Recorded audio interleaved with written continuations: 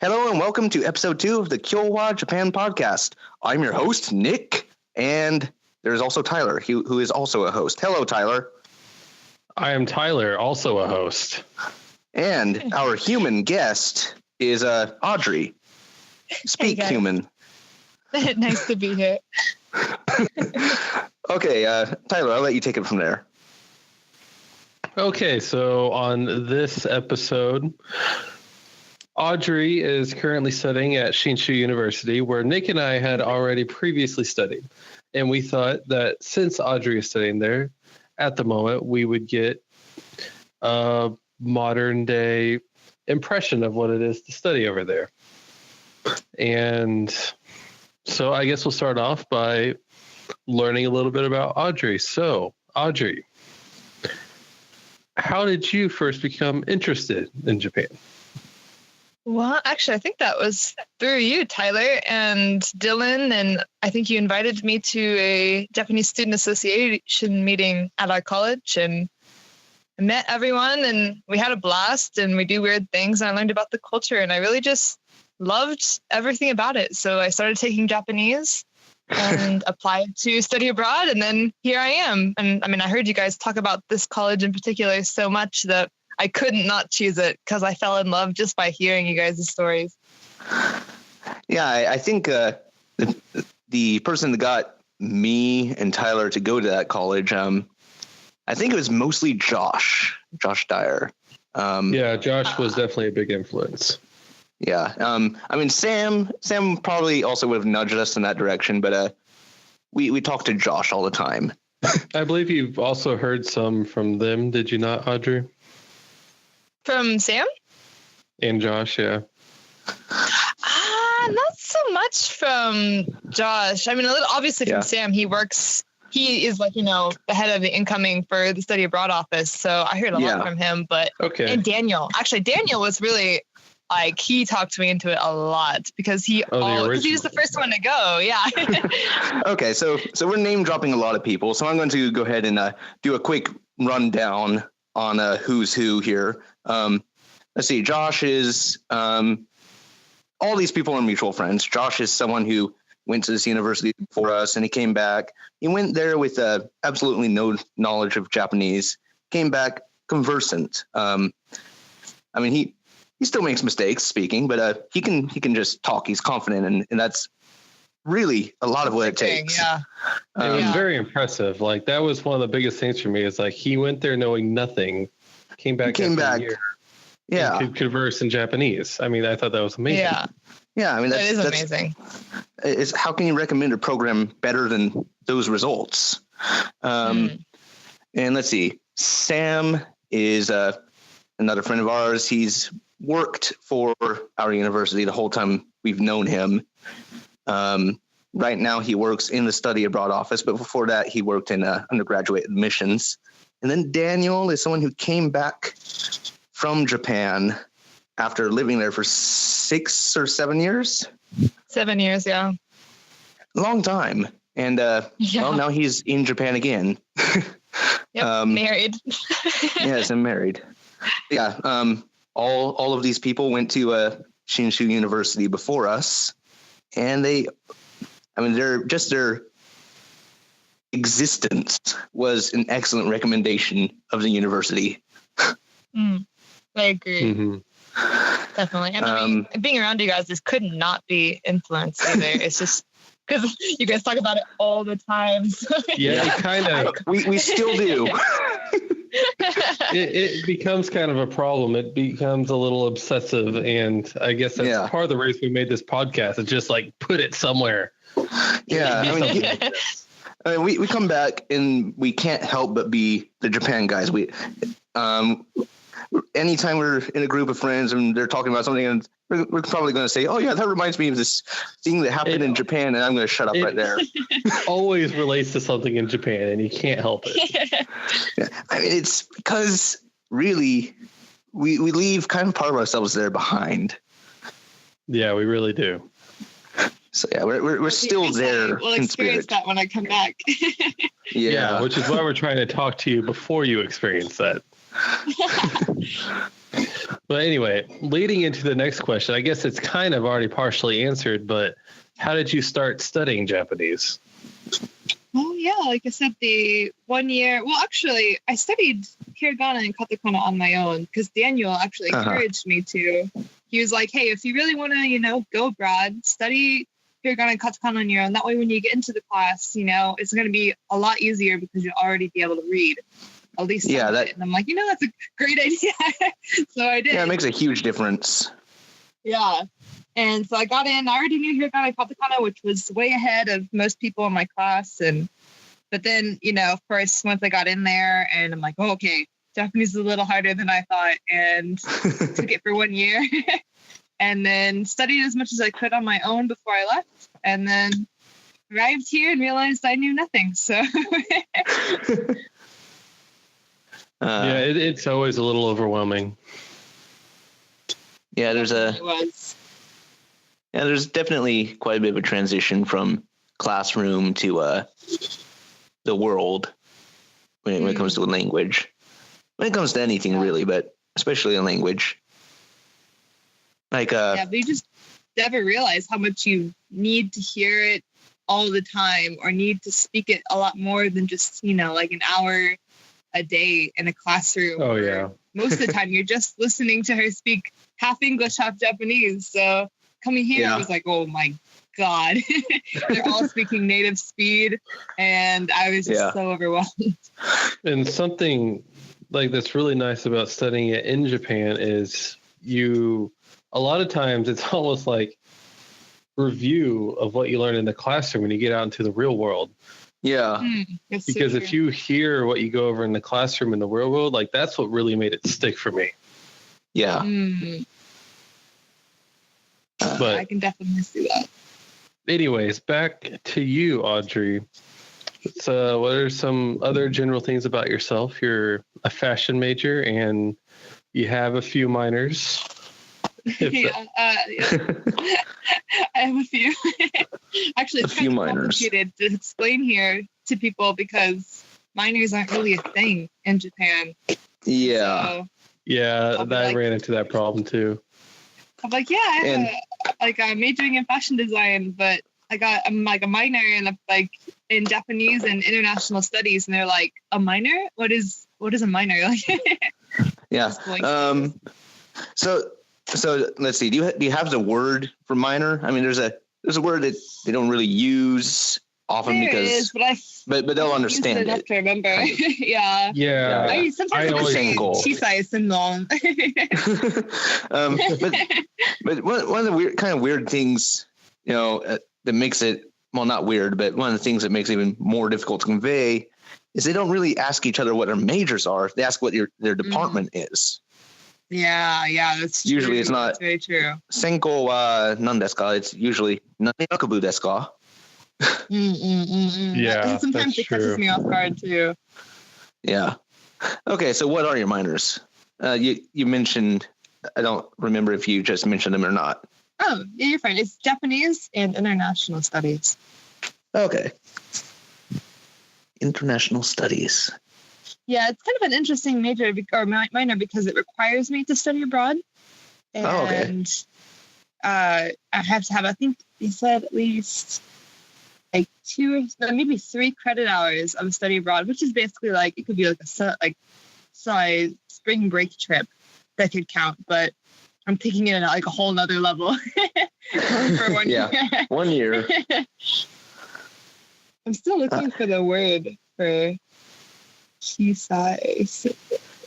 Oh yeah, that'd be a huku senko is I think what you're looking for. Huku senko. Yeah, you're right. Yeah, I think huku is kind of like secondary or something like that. So for vice president, you can say huku daitoryou. Makes sense. So I kind of think of it as vice major. But then I have to say both, and then they get really confused. I usually just say Japanese. I'm like, yeah, my mind is Japanese. Let's see. So right now, like you said, you're about to go into the welcome party. I don't know if we mentioned that after we started recording. I mean, not welcome, but a kind of a farewell party. Goodbye party. Yeah, because the semester just ended in Japan. Mm-hmm. And again, I'm dating the episode. I need to stop doing that. It's okay. We're about to have a regular upload schedule. But no, we didn't talk about that yet. So okay. So yeah. How were finals? Finals were tough, honestly, because you learn things up until the last second before finals. So we're still learning like a whole new chapter, like a day before we have our final, and it drives me crazy. I'm like, you're teaching me new things. I'm still trying to remember the old things, and I'm like, oh my god. Yeah, it definitely doesn't slow down. No, I passed my kanji for sure. My bunpo, on the other hand, is still hanging in the air. I'm not really sure. Bunpo is grammar for anyone that doesn't know. Oh, sorry. And I guess if we're going to go there, kanji are the Chinese characters that are used in Japanese writing. Yes. Reason I excel a lot more at kanji than I do at bunpo or vocabulary, anything like that. So I just stick with kanji. Is that you feel confident both with the reading and writing? Actually, yeah. For some reason, kanji, maybe because I am a very visual person, because I do design all the time. I'm always making pictures, and kanji is just little pictures to me, and I love it because I basically get to draw tiny little pictures all the time. So. Yeah, it can be fun if you know what you're doing. That's true. As long as you use them correctly. Don't do like one stroke wrong, and then it's completely all. They'll count it off, if you just stroke wrong one way. Yeah. Okay, so moving on this, we already kind of went over your first interest, but what were some of the things that you studied, like for Shinshu before going? Well, besides, I tried to study as much vocabulary and grammar as I could, but I also really focused on culture. Like I really wanted to know the aspects of culture here, and I might have studied culture more than bunpo or vocabulary with the last month that I had in America, because I just wanted to make sure that I didn't disrespect anybody or embarrass myself doing something I'm not supposed to. So I studied so much culture. I feel like so many Nick and YouTube videos. Yeah, I feel like we did the same thing. Really? At least I did, and I think when we talked about it before, it kind of seemed that way. Yeah. Yeah, just trying to, make sure I can fit in. If I can't speak, I at least want to act properly. So. Yeah, it can be very useful because there's so many little things over there that if you do differently, everyone will start staring at you and know that you are not from there. Yeah, I mean, as if our face and eyes and hair didn't already give that away enough. True. Yeah, you don't want to stick out more than you have to, I guess. Yeah, things like kind of an general rule. Good example, maybe like talking on the phone while on the train. Oh yeah, it's true. Yeah, or the classic: don't take your shoes off and walk through the house with your shoes on. Oh yeah, of course. Many people did that when we first got here. And then the other classic: don't wear the bathroom slippers outside the bathroom. Wait, have you done that? Nope, but I've heard of lots of people who have. Oh, huh. Well, I don't have to worry about that here because we don't have. I'm in an apartment, no bathroom slippers because I want to buy them. So. But you might go to someone's house that does have bathroom slippers. True, and I have. I went to Patty's house, and before I moved into my apartment here, I stayed with her for a couple of days, and her house is very traditionally Japanese. Slippers when you come in, slippers for the bathroom, slippers. There's like an extra pair of shoes for cleaning the bathroom. And none of the slippers fit. No, well, maybe for you. Maybe for me, not so bad, but definitely not for you. Yeah, like my My heel hangs off of every pair of slipper I tried in Japan. Yeah. Like when we went to Matsumoto Castle, the last time I went, I just did not put on the slippers that they give you because you can't wear your shoes inside. Climbing stairs with those slippers is like, it's dangerous. Yeah. Really? I mean, I can only imagine that's kind of what it's like going around with high heels without ever having worn high heels before. It's definitely like that. You know what's even harder though is when all of the international students here went skiing together and we were all wearing like snow boots, like the boots you wear to put on your skis, and to climb downstairs in those boots are almost impossible. So hard, especially Japanese stairs, because the stairs are so narrow and kind of steep. Yeah. That oh man. You could. Okay, so you haven't been to the castle yet, have you? I have not. No. Yeah, the stairs there are very narrow. Oh, I'll have to keep an eye. Oh yeah. And you also need to go there. Like, what's wrong with you? I've walked around the outside. Yeah. It's the oldest. Yeah, it's the oldest Japanese castle in its original form. It's True. You can get in there for free. Yeah. I know. I just been busy. Yes, you're a bad person. I know. So you have to come here and go with me. Okay, well, moving on. Pretty cool. So the application process and how did the scholarships and budgeting for study abroad work into that? The application process was a little long. I had first applied to the study abroad office, and then after which was, I think it took me maybe 2 days to finish. And then after I got accepted by the office, I had to then apply to Shinshu. And there, I think the application was like 7 or 8 pages long, and which included things like you had to go get a physical, make sure that you weren't going to die while you're here, and that sort of thing. And then get your picture taken. It has to be very specific photo, very specific dimensions, and very specific lighting. So that took me a little bit. I actually took it myself, and I think they should have denied it, but maybe they were nice. So, and during all of this, of course, I'm applying for scholarships. So many scholarships. I applied to about 17 different scholarships, and I think overall only won about 8 of them. So, I mean, hey, that's so good. It's definitely good. And I mean, honestly, all the scholarships I won, I got the trip paid for me, and that's including like cost of living and that sort of thing. But it's still rather competitive, and I was surprised because you would think coming to Asia that, maybe not as competitive because most people want to go to like Europe or, to Australia. Australia, definitely Australia. But still competition for Asia, which is good. Actually, it's kind of a nice feeling because it means other people are interested in the same things. So. Yeah, for sure. Yeah. I'm glad. Especially, I got surprised because I won an additional scholarship when I got here from the university themselves. Oh, yeah, JASO.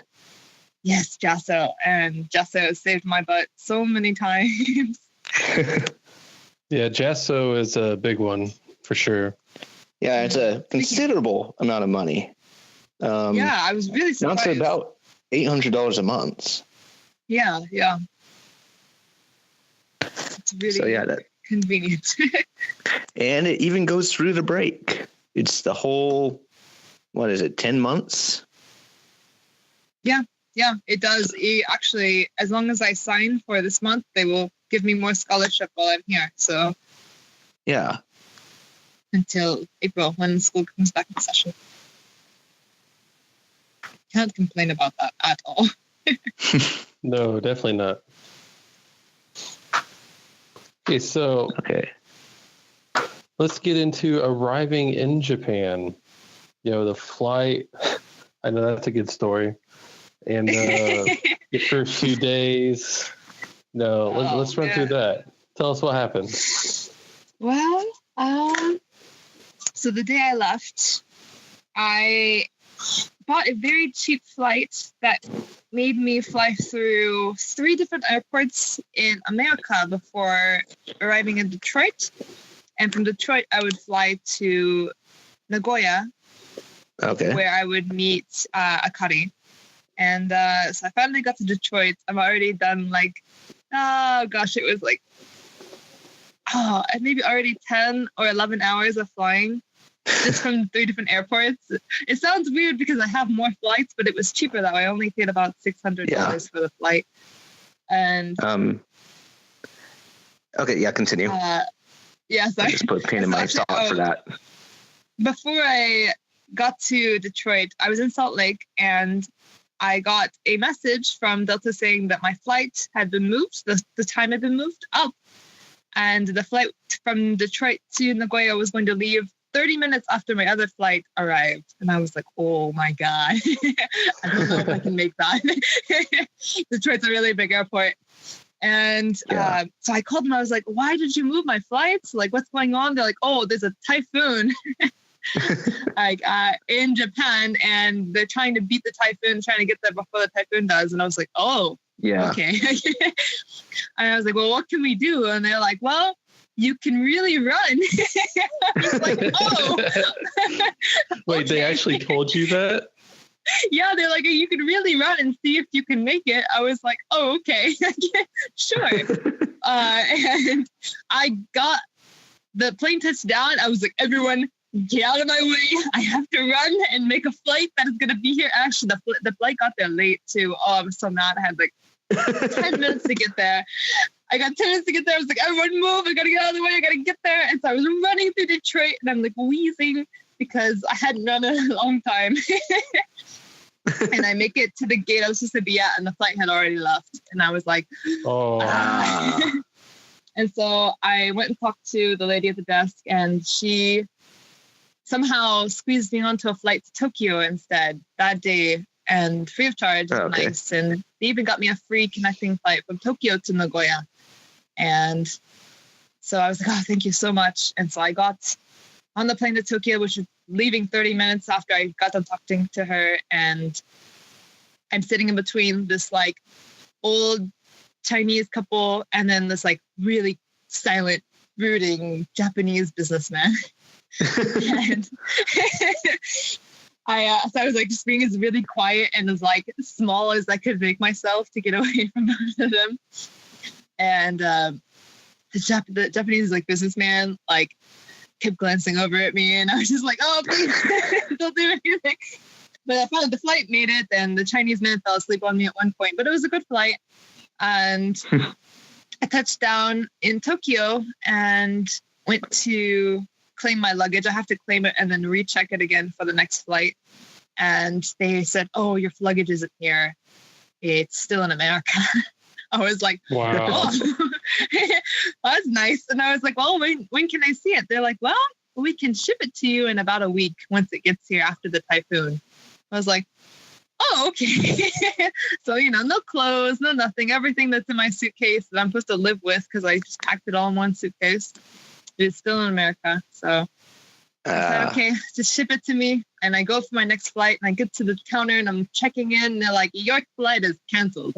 And I was like, why? They're like, the typhoon came here too early and we canceled your flight. And I was like, oh, typhoon just destroyed everything.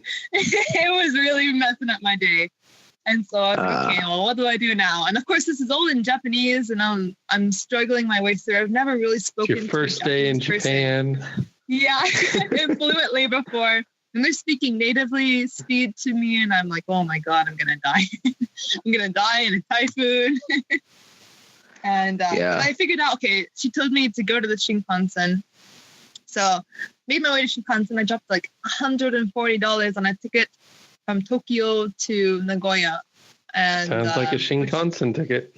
It was pretty expensive, but I was just glad to be, moving and going somewhere towards the Kari where I had a place to stay. No, so I got on the Shinkansen. Did you get any kind of reimbursement for your plane that was canceled? Nope, they would not reimburse me. That's baffling.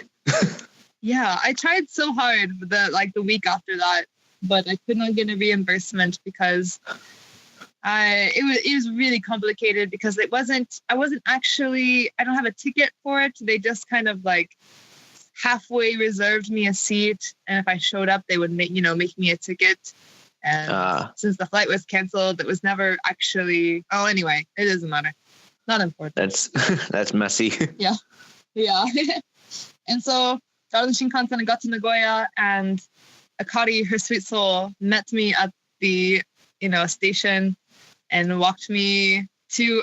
She had a family friend. Some friend that she, not like an actual family member, but just like a friend of a family member that she knew kind of came and picked us up. I was like, oh, so nice. And we went to GU and bought some clothes because I have nothing, and toiletries, I had nothing.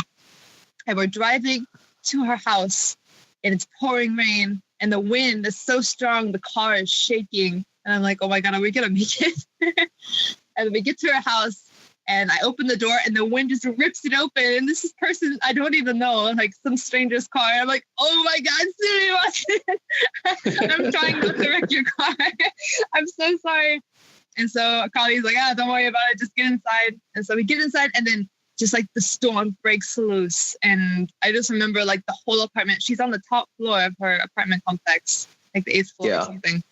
It's just shaking, swaying, literally swaying. And I was like, I'm going to die my first day in Japan. I just kept thinking this the whole day. But actually, it wasn't so bad. And I woke up the next morning, and it was the bluest sky I'd ever seen. And I had no luggage, but I was safe. And I headed to Matsumoto that day. Yeah. Swaying. Yeah, I think this swaying is a part of their kind of earthquake resilient design. Yeah, they're designed to do that. Yeah. Maybe so. It was. I remember incredibly strong.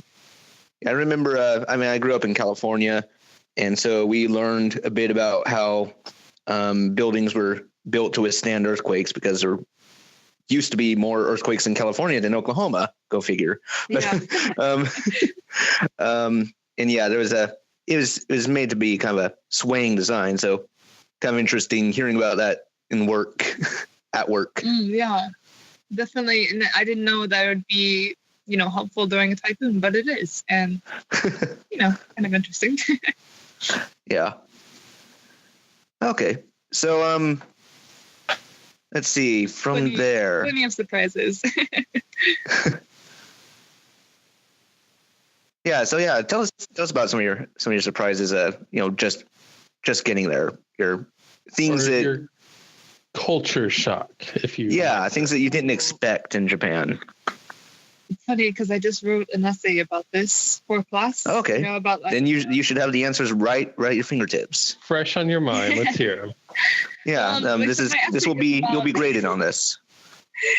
My essay is not about any surprises like culture shock here because I studied so much about the culture before I came. I really didn't have much culture shock once I got here.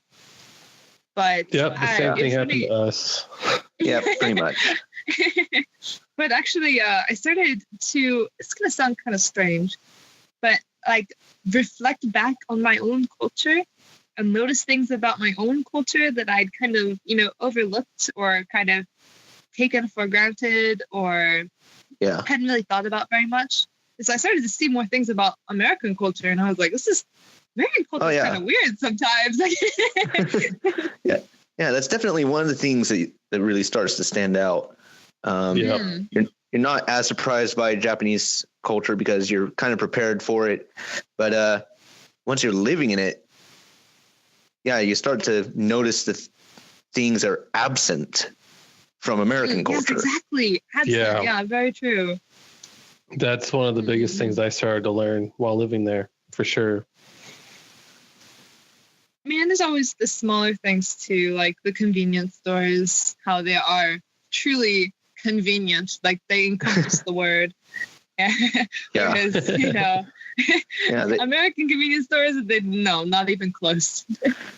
Yeah, no guessing how their microwave works. You bring food to them and microwave it behind the counter. Yes, They microwave it perfectly every time. Yeah, I don't even try to use the ones at American convenience stores because they're different every time. Yeah, they're always different. So you never know what button to press. That's so true. But and they actually have real food, like food you could eat as a meal, and not junk food. As opposed to the fake food in America. Mostly burritos and shrink-up hamburgers at our convenience stores. The bomb burrito. Yeah, that one. That's the one that's everywhere. The bomb burritos here. In fact, I had to explain to Katsuki, one of my friends, that what a burrito was. And it was so difficult because he's never seen a tortilla. And he's like, is it like the material they use for crepes? And I was like, yeah, kind of. Yeah, but no, like not really. It's different, yeah. Imagine that, but oily. Yeah, I could not explain it all. So I had to show him lots of pictures. Like, this is a burrito. You're missing out on Mexican food. Even if you can't introduce him to burritos directly, have you gone to that Mexican restaurant that's by Paduco? There's a Mexican restaurant here? That is to say, it's a taco restaurant. Oh, okay. I'll have to go. I have not been. But I did go to a lot of Mexican taco restaurants in Okinawa, and they were delicious. I think it's still going to be there, and you'll know it because it's on the second floor of a building. It's not. I mean, it's in that area by the park, by the flower clock. Okay. And there's a sign by it that says tacos and beer. Oh, tacos. Okay. In English? Perfect combination. Yeah, I think it says it in English, but it might say it in Japanese. Either way, the worst you get is it's katakana. Yeah. Well, and it's not cheap. Or till Tyler gets there. Yeah. Okay, I will definitely wait till Tyler gets there. But it'll probably be your first taste of cilantro in a long time if you go there. Say cilantro one more time. Cilantro. Cilantro. Cilantrio. True Southerner, born and raised. I'm in California. The raw California accent right there. Okay, so getting to Matsumoto and your first couple days in Matsumoto. How was that? Really good. Akari came back with me. She actually, because she came here for school too, by train with me to Matsumoto. Okay. So I wasn't alone. I didn't get lost or anything, which was nice. And got here, and I couldn't move into my apartment yet, so I stayed with Akari in her apartment for one day. And it's the first time I'd ever seen a Japanese apartment in my life. And like not like her parents' house was like really big. Like it was the whole 8th story of the apartment. So it was kind of right, nice. Yeah. But hers was like one of those nice Japanese apartments. Yeah, it's like a condominium sort of thing. And but Akari's apartment here is like a real Japanese apartment. Like and walk into her house, take her shoes off, in her bathroom and her kitchen are like directly across from each other. And I'd never seen anything like that in my life. And directly in front of me was her bedroom, and I could see the other wall, and that was the end. And I was like, oh, it's nice and small. That was a bit of a shock. So, but I don't know. I really liked it though. I like small spaces, so it doesn't bother me. And I found out that my apartment is in fact the same size. So yeah. I was about to say it sounds like a riverside apartment. Yeah, it's very small, but I really like it because I don't need a lot, and it's cheap. It's very cheap. I pay like $300-ish a month for this apartment, which is really nice. Yeah. Let's see. Like in our hometown, it's unheard of in Japan, honestly. Really? Yeah. Well, I mean the dorms here, the international dorms, which I didn't get to move into, they're those are unbelievably cheap. Insanely cheap.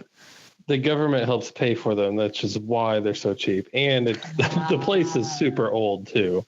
Yeah. Yeah. Every time I go there, I'm like, oh. It's not exactly the most pleasant place to live. Like when it's hot outside, it's even hotter in the room. And when it's cold outside, it's even colder in the room.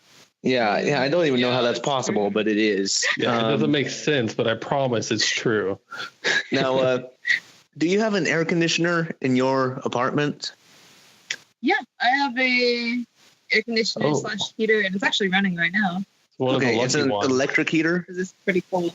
Yeah, it's electric. Oh, man, that saves you more money than you will believe.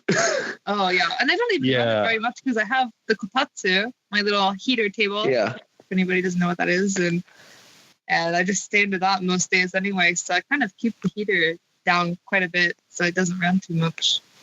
Yeah, the international dorm, we have gas heaters. I have no idea why they have gas heaters instead of electric heaters. I've heard so many bad stories about those heaters.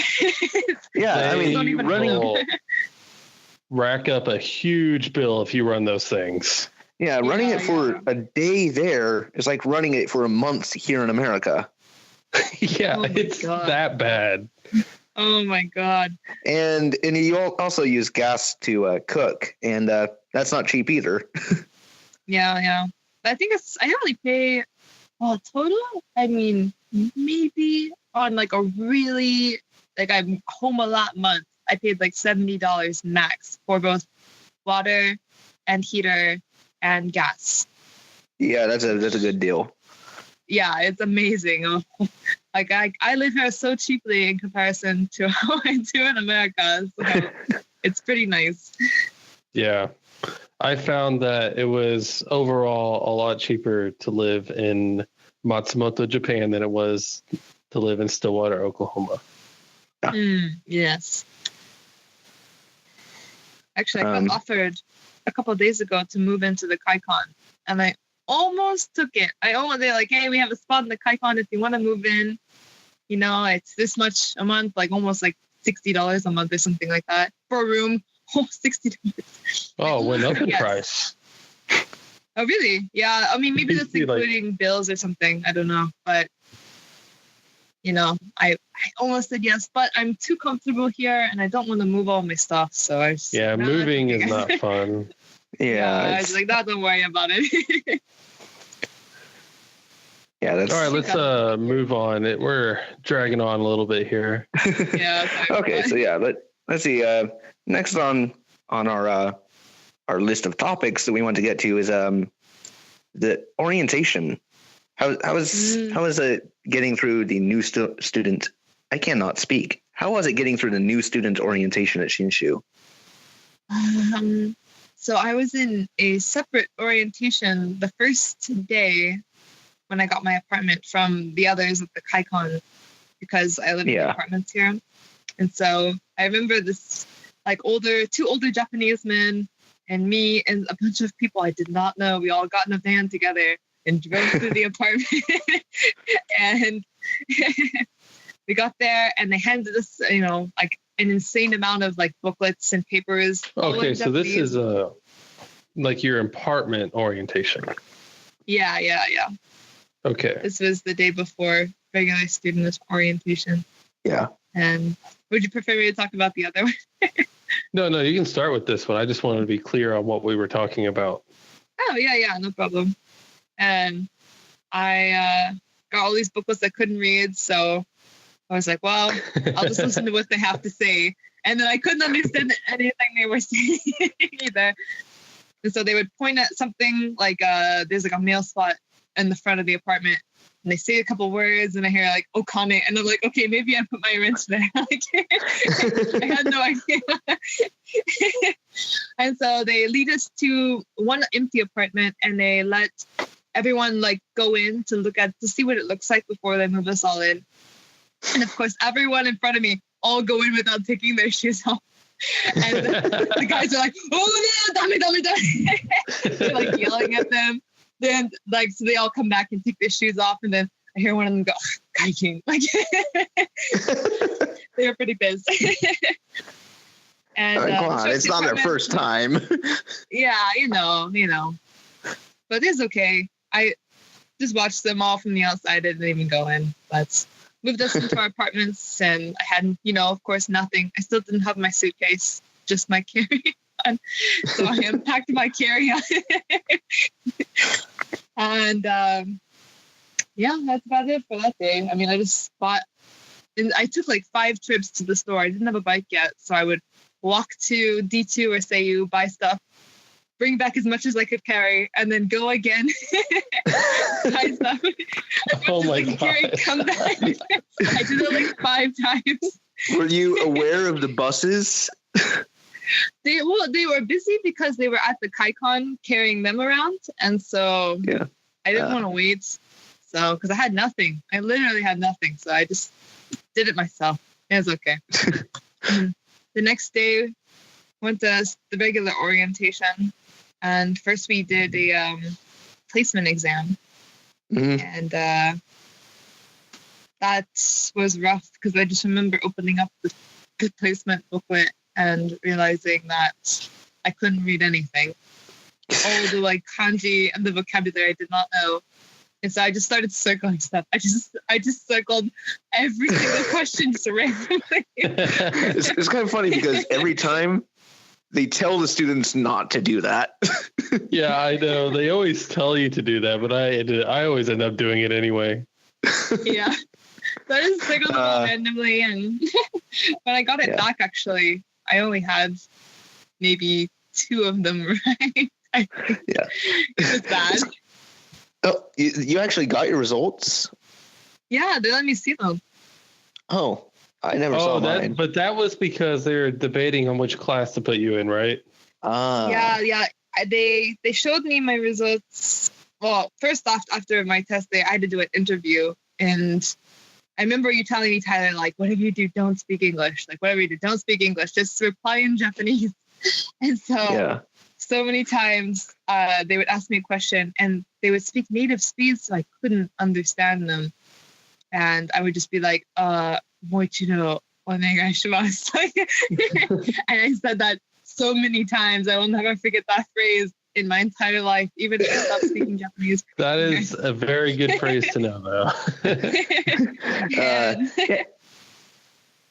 ahead, Nick, you're fine. Okay, the thing I don't get about the exam is, I don't see how they could possibly tell whether you should go in A or B class with that exam, because there are no A class level questions in the exam. I totally agree. There are no B class level questions either. They just throw normal Japanese at you, basically. Yeah, it really is. It's just like native questions, like with all in kanji and like with vocabulary that I don't know, and it was so difficult. I thought I was an idiot. I thought I was the stupidest person in the room. I was like, I can't read any of this. It's so difficult. I think it's funny that they keep doing orientation the same way too. Always fully in Japanese.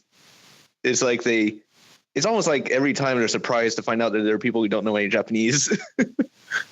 Yeah, I don't understand that. It's very odd to me. Yeah, it's like every time is the first time. But I think our RAs were really you for the future. So our RAs were really good. Speak English. Yeah, RAs spoke English pretty well. Oh yeah, but you were I don't have RAs, so I just gotta wing it sometimes. But after that, the next, we had 2 orientations. The next one was in the big room with everyone. They have the slide up and they tell you a bunch of things that you can't understand, and then they place you in a class. They put them up on the screen, but right before they started showing all the results for everyone, they called me out of the room. I was the only one. They only called me out of the room, and I went into another classroom, and I didn't know at the time, but all of my teachers were there, like Yamamoto sensei and Nozaki sensei. They were all there, and they were just grilling me about my Japanese. Like, do you know this kanji? Do you know this kanji? Do you know this kanji? Do you know this word? Do you know how to spell chocolate? Like, I was getting grilled. And I was just like trying to answer as best as I could. But, you know, after the placement test, I was a little discouraged. So I didn't study anymore. And I was a little unprepared. But I did what I could. And I had to argue for like 20 minutes with them about what class to be put into. And they desperately, they kept telling me they want me to be in A. And I persisted that I should be in B. And finally, I convinced them. So that was nice. And walked back out, and the orientation had already ended, so I missed all of it because I was in this classroom debating my future. And that's it. That's all of orientation. That's about all it goes. You'll be retaking that exact same exam in about a month and a half or so. So I hear. Yeah, it's the exact same one too. So. Kidding me. So it won't seem much easier. So much handy. So anyway, how were the classes once you started them? At first, I just remember I understood nothing. Like, I mean, I could read what they wrote on the board, you know, and I really based a lot of my class time off of what they wrote or what they put on the board, because when they spoke, I heard nothing. It sounded like just noise. And I remember a lot of times I couldn't even get myself to focus on the words for a little while, because after a while my brain would just drone it out. I would just give up. And it sucked. And I desperately wanted to understand. And if they started asking a question, thankfully, I guess they knew that I was struggling a bit, because they would start from the other side of the room and work their way towards me. So I would listen to the answers of others to guess what the question was, and then like stumble my way through my own answer. And that happened I remember like a month. The beginning of B class for me was very similar to that. It took me a little while to get used to it and to actually understand what they were saying, because we just don't get enough exposure to Japanese before we go over there. I mean, it's just that simple. Yeah, it's not the fault of the teacher or anything here. It's just there's only so much you can do when you're taking just one Japanese class. It's not like a full-on major. Yeah. It's very true. And even that's still a bit of a struggle to, after being in class, I think like I definitely can understand maybe 80% more than I could when I first got here. But it just took a long time. I had to focus on what they were saying, because by just kind of like in English, I can just kind of half listen, half do like write or do anything. Yeah. And I can hear and understand what they're saying. But here I have to give my entire attention. Literally everything in my brain has to be focused on what they're saying so that I can understand. And hopefully eventually by the end of next semester, I can not have to give so much willpower to understand what they're saying. I completely understand. That was very draining for me personally when I was taking the classes. Yeah, absolutely. So how did the classes end up? I know you recently finished them, but like, how'd you feel about them once you actually got into them somewhat? Well, in my personal opinion, I think there's a bit of a gap between A and B class, because A class, I attended both A and B class, and because not officially as enrolled in A, but just they let me just go for the sake of it, you know, just to practice, which I was actually really happy about. I basically had to take 3 classes, and that just does not happen at OSU. So I took full advantage of that. I was like, oh, 3 classes, like yeah. And that's so a good way to I went look to at class. it. Yeah, absolutely. And I went to A class, and it was just really easy, like all the time. It was super easy, except for Taniguchi sensei, my Oyo Renshu, my practical lessons teacher. Yeah. She I never understand what she says, like 99% of the time. And I don't know if it's just because of the way she words it. But even now, sometimes I do not understand what she says.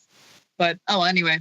But in B class is incredibly hard. And there was no in between. I feel like they should have like a class in between A and B. Like A.2, like A2, like, Yeah. like a transition class, because it's just really difficult. Yeah, I was in a very similar position when I went over there as well. They put me in B, but I was definitely at the lower end of B, and I probably deserved to be in like A.5, you know? Like that, there should be an A.5 over there. I feel I kind of agree with you. There should be an A.5.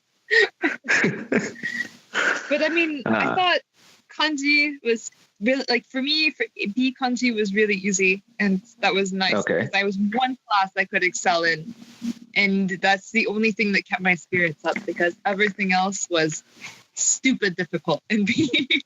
I had to give everything I had. Well, that's definitely what makes you grow. Definitely. It's overextending yourself. It makes you improve. Yeah. It makes you feel comfortable to review. For the world. Yeah. It makes you comfortable to review. I mean, I could spend a whole day just reviewing, but it's not doing anything for me really, unless I push myself farther. I'm not here to review, you know, and I wanted to extend my Japanese and learn new things. Yeah. Even if the pace is a little fast for me.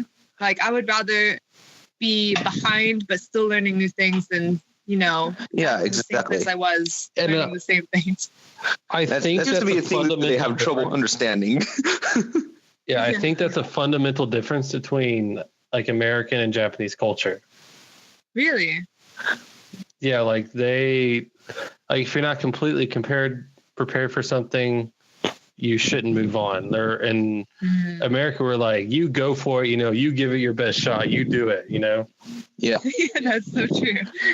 But yeah, I mean, in Japan, I mean, once you graduate from university, you get hired by a company, you start at the bottom, like janitor bottom.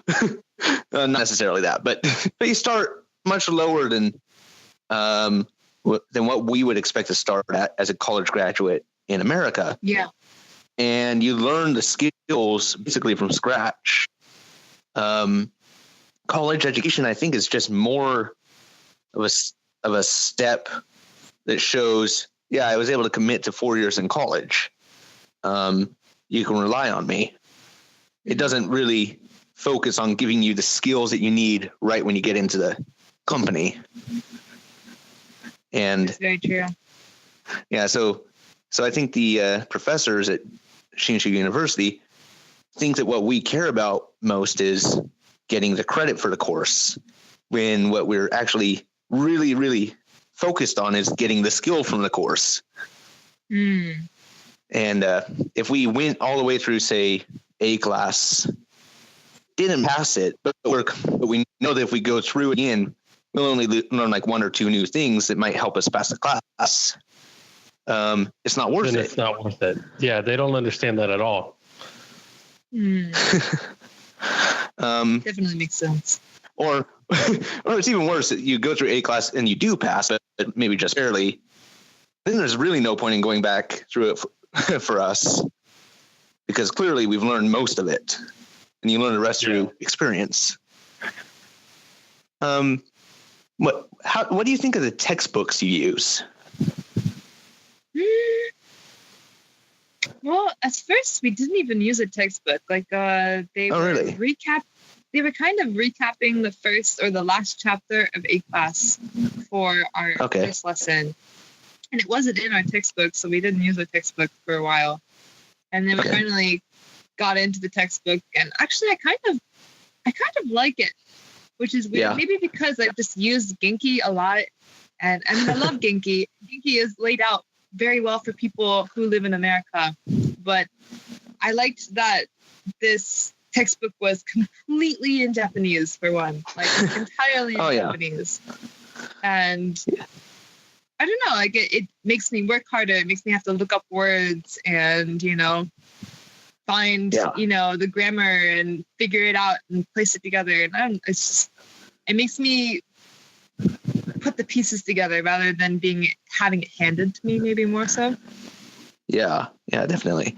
I really do like the idea of the textbook being in the target language. One thing I will say for Genki, though, I'm not to derail this too far, but now that I'm studying Chinese here at OSU, I've come to appreciate some things about Genki that I never really appreciated before.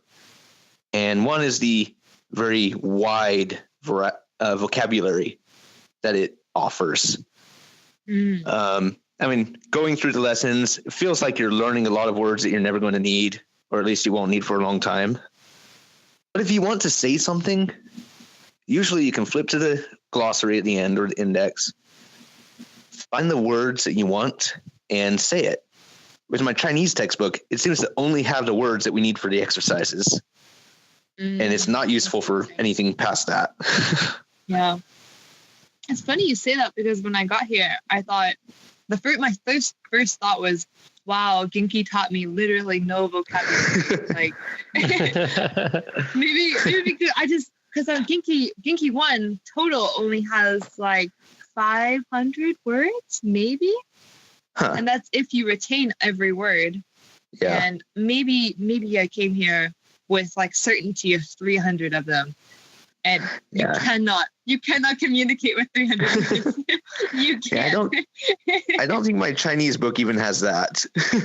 Wow. Oh man. So yeah, it's a little bit disappointing. Vocabulary is a lot more important than I thought it was. And yeah, and I think in the beginning in particular, vocabulary is very hard because in order to retain vocabulary, you have to like make connections with other words, and at first you have none of that.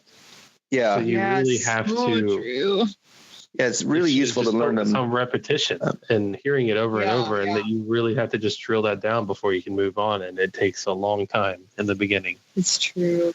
It's really useful to learn them in the context of example sentences. But yes. like you're saying, without that, the rest of that vocabulary, you can't do that. Yeah, exactly.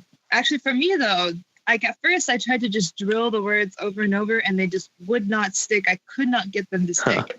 And instead, I started to learn the kanji and the word at the same time, which sounds really complicated and a lot harder.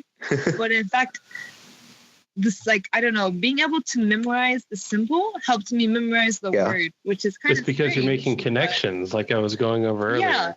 Yeah, exactly. And so I can connect the kanji to the word, and for some reason, I can remember it a lot easier that way. So not only do I get to learn the kanji for it, which is nice because if I read, I can recognize it, but it helps me recall vocabulary quicker, so I can't complain about that. Yeah. Mm-hmm. Okay. Kind of funny thing. The connection between the vocabulary and the kanji, it definitely helps. It's definitely there because I find that sometimes now when I'm reading something, I can read the kanji. I can read the word that the kanji is, but I forgot completely what it means. Really? But I can still read it. Or you get the opposite problem where you can understand what it means, but you don't know how to read it. Yeah. So you get those connections both ways. And eventually one of those connections gets weaker if you're not practicing like you should. And the other one remains. Definitely. All right. Well, we're getting pretty long here, so let's move on. Yeah. All right. Point. Yeah. So living in Japan, are you getting accustomed to it? How is that going? Definitely. Just overall, in general. Because I'm like 4 months. 4 months. 4 months in? Am I 4 months in? September, November, December, January. When did you leave? Okay, yeah.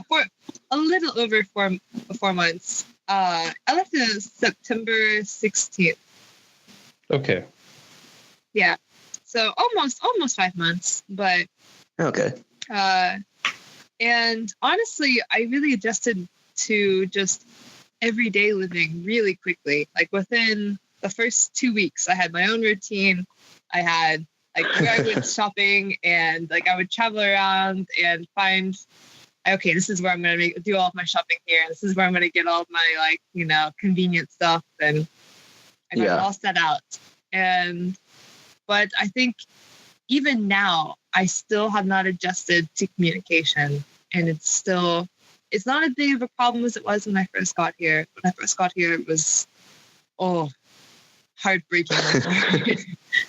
But now I can kind of today, for example, I was walking to the speeches that everyone was giving. I was walking there, and a Japanese man that was walking next to me asked me if I was an international student. And I was like, oh, yeah. And I actually I kept a conversation with him for the whole walk up to the building.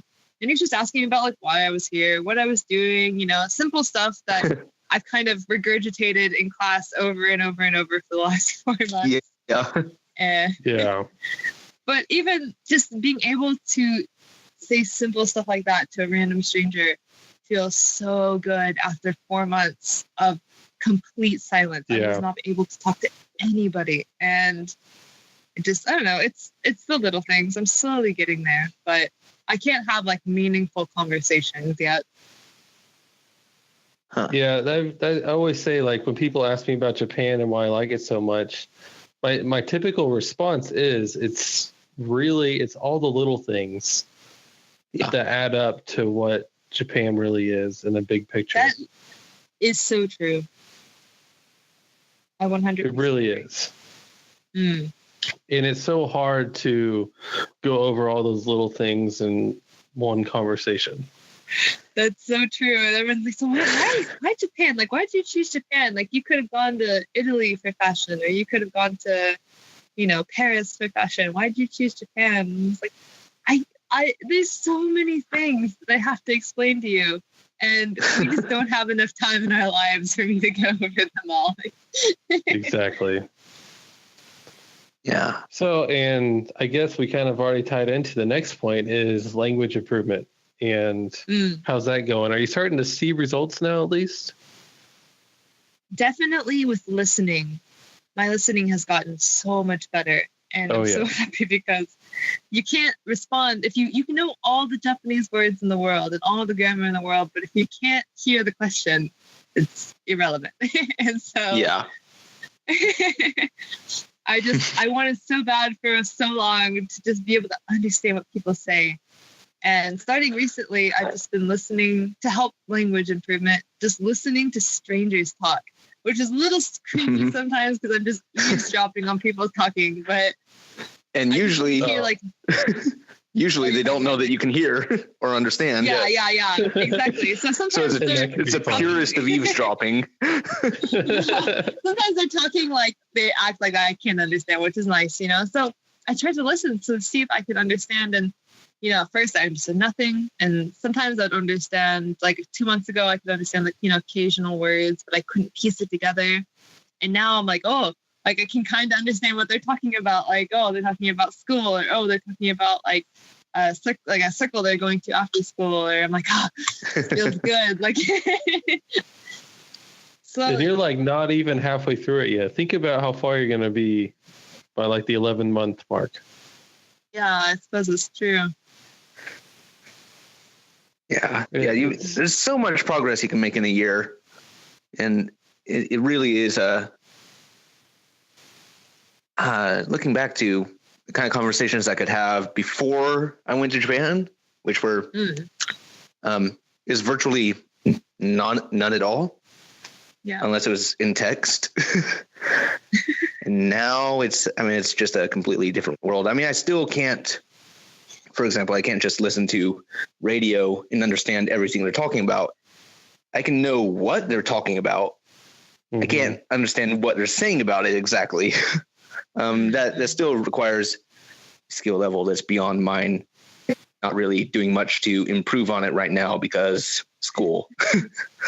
I totally understand. I have a deep fear that when I go back to America, that I will start slipping, or my Japanese listening skills or something will go stagnant because I just have no ability to practice.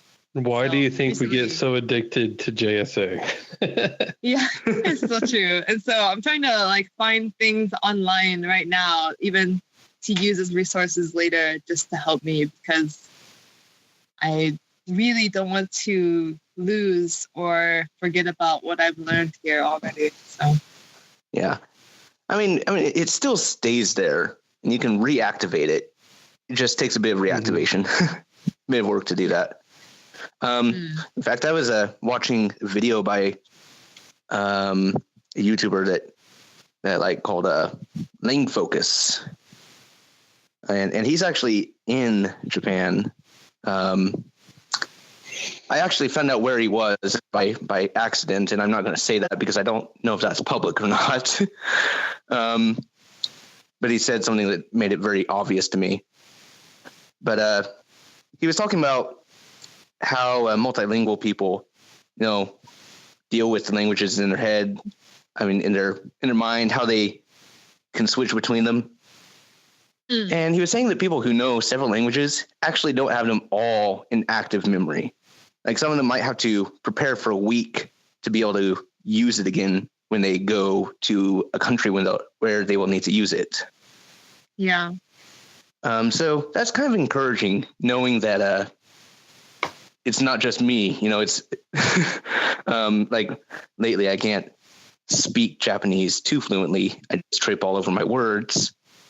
I can hear it passively to some extent.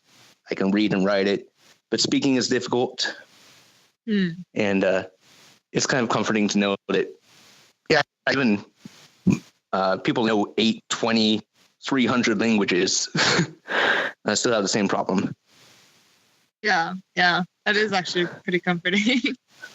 But yeah, you'll really surprise yourself once you start studying it again. It really starts to come back quickly, and I did that. Good to know.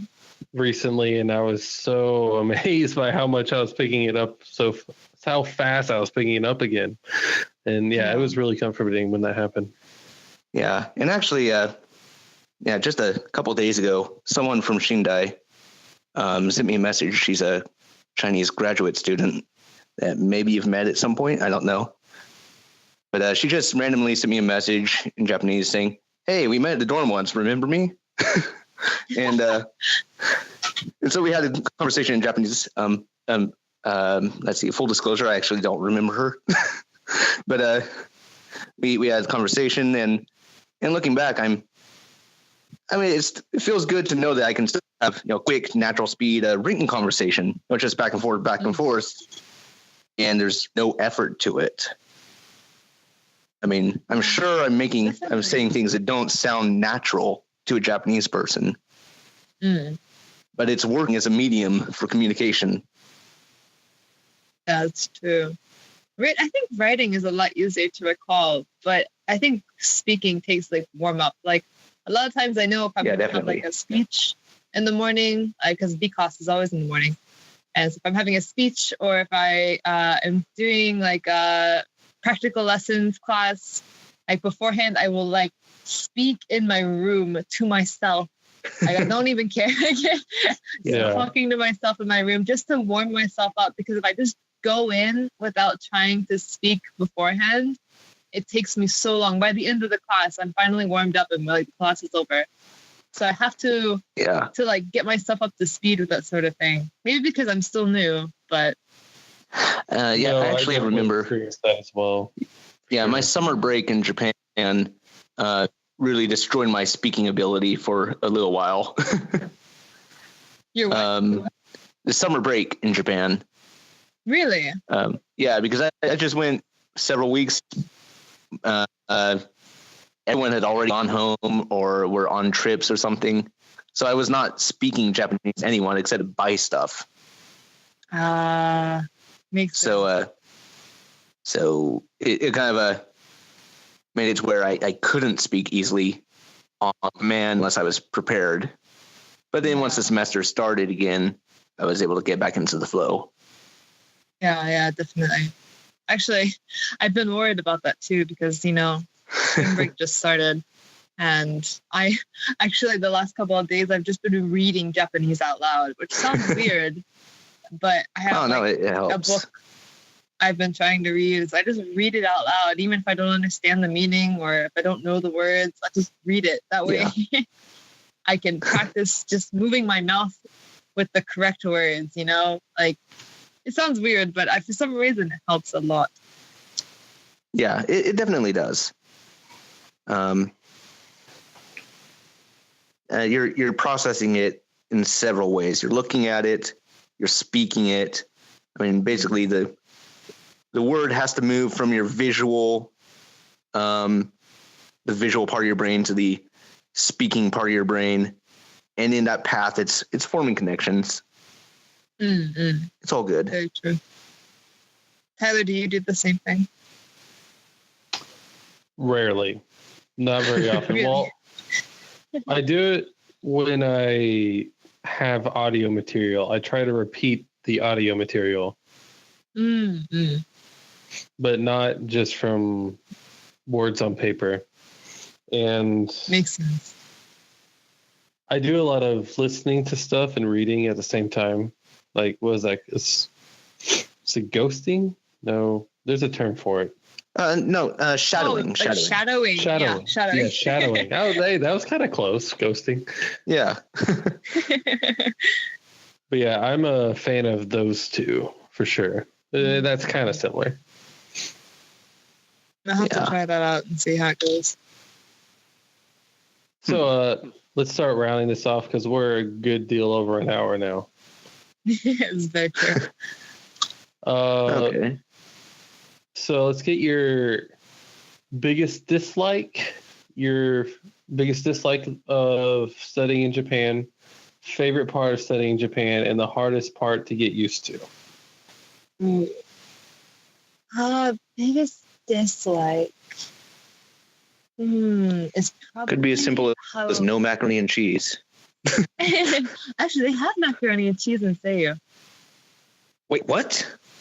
Yeah, they have a box of macaroni and cheese in Seiyu. Wow. Anyway, yeah. My biggest dislike probably. Oh, yes, you can buy some. I'll send some over. Some Japanese craft macaroni and cheese. I mean, it's probably just Walmart mac and cheese. I think it is, yeah. All right, biggest dislike. Hit us. Biggest dislike is the narrow roads. Oh, yeah, those are scary. Yeah, that's a good one. Because I just bought a bicycle. Finally, I talked myself into getting a bicycle after 4 months of being here. And the first time I rode it was with Tim, and my skirt got caught in my bicycle and ripped the whole way up the back. Oh. Yeah. Dang. That was not fun. Yeah, I was pretty pissed because I just bought that skirt in Tokyo too. And oh well, that's all right. But it was a fun experience. And I was like in the middle of the road. I was like, Tim, help. And we're like struggling with my skirt and my tire while these cars are trying to pass us. It was fun. But, good memory, at least. Yeah, good memory. But I have so many times the car has had to stop and I've had to scoot my way by with my bicycle because the road's too narrow. I've run into stuff because the car got so close. The air from the car pushed me over and I hit the railing of the Matoba River. And so many things like that have happened. And I've got tons of bruises from it actually. But it's kind of frightening. And even Josh told me a story of how he was walking along in the morning one time and a truck drove up next to him and I guess got too close and the mirror clipped his shoulder and really banged him up one time. So, I mean, the roads are extremely narrow here. That's why the cars are built the way they are. Yeah, and Jesse was hit by a car too. I don't know if you knew him. Yeah, I think you did. I didn't know that.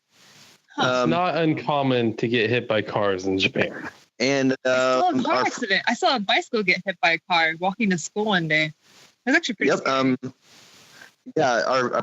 Our British friend Matthew got hit by a car while riding a bicycle. Oh my God. Or rather, he hit car, but the car was going when it shouldn't have. So So definitely, anybody who's listening, please be careful on the roads here because you can get hit very easy. There's some sidewalks a lot of the time. Yeah, that small road that goes by that kind of triangle-shaped building to the Kaikon. Oh yeah, the one that kind of passes in front of Delicia. Yeah, that narrow road is always kind of scary to walk on at night. Yeah, because I don't know when someone's going to just barrel through there. Definitely. I've ridden my bike through there one time. I remember just going slow and kept looking both ways. Please don't hit me. Yeah. Okay. So favorite part. Well, Can only choose one. I know it's difficult. Oh, man.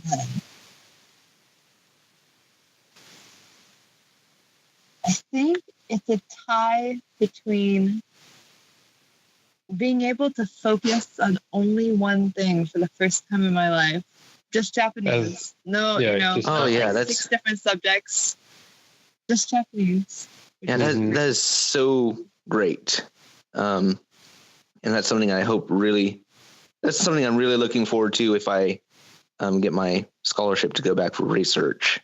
Yeah. And then it's even better because it's self-directed. Yeah. And it's, even no matter what you study, it's always about the same thing. If you study kanji or vocabulary, it's always going to help all areas. So it's really nice. Yeah. Either that or the delicious snacks here. They've got the best sweets ever here. Sweet bread, chocolate bread and strawberry bread and like I do really like different Japanese cakes sweets. And oh my God. Have you had that cranberry and cream bread from the pawn shop? Cranberry and cream bread, no, but it sounds like a Japanese bread. Yeah, it's in the shop that's under the classrooms. And when he says pawn shop, that means bread shop. Yeah. Anyone that pawn doesn't know shop, that. not PAN pawn. They don't sell pans there. Yeah, bread shop. Mm-hmm. All right, so the hardest part to get used to living in Japan. Oh.